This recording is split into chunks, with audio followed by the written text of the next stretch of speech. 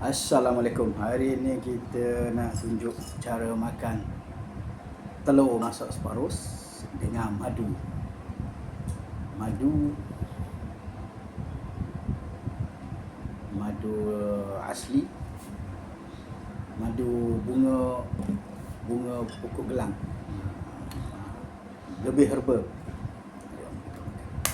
Bismillahirrahmanirrahim.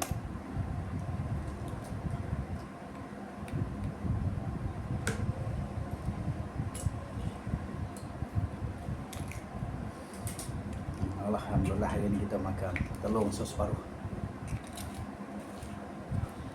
Makan 3 biji, bukan 2 biji makan 3 biji. Mana sahabat kalau nak cari madu lebah, boleh call saya 012 26 39 057. Ayah Semua Muslim. Saya ada 2 madu lebah, madu keluduk. Apa-apa saja barang Kelantan boleh call saya. Kalau 7% untuk misi bantuan. Sebahagian jualan untuk misi bantuan. Mana sahabat kalau nak boleh call saya dah. Ayah Semua Muslim. Dalam tu kita ada buat misi bantuan 15 keluarga setiap bulan.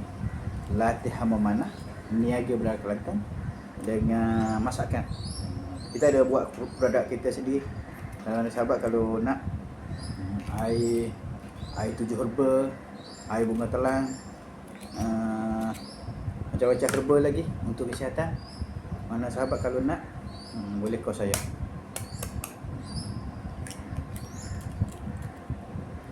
Call saya Ayah Semua Muslim.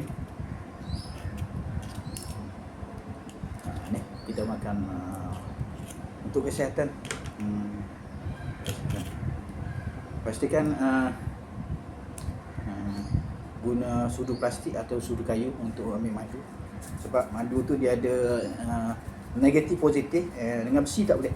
Besi dia ada satu energi yang berlawanan dengan madu. Masukkan madu.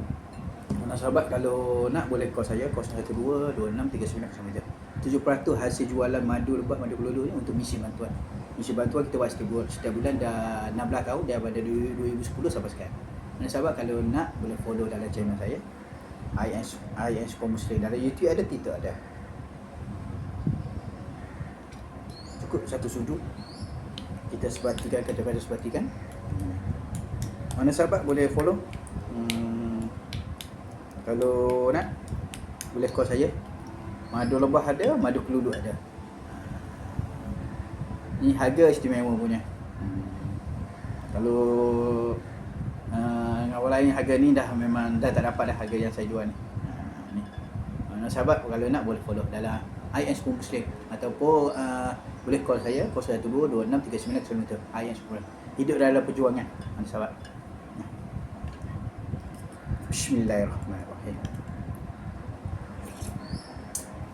Alhamdulillah.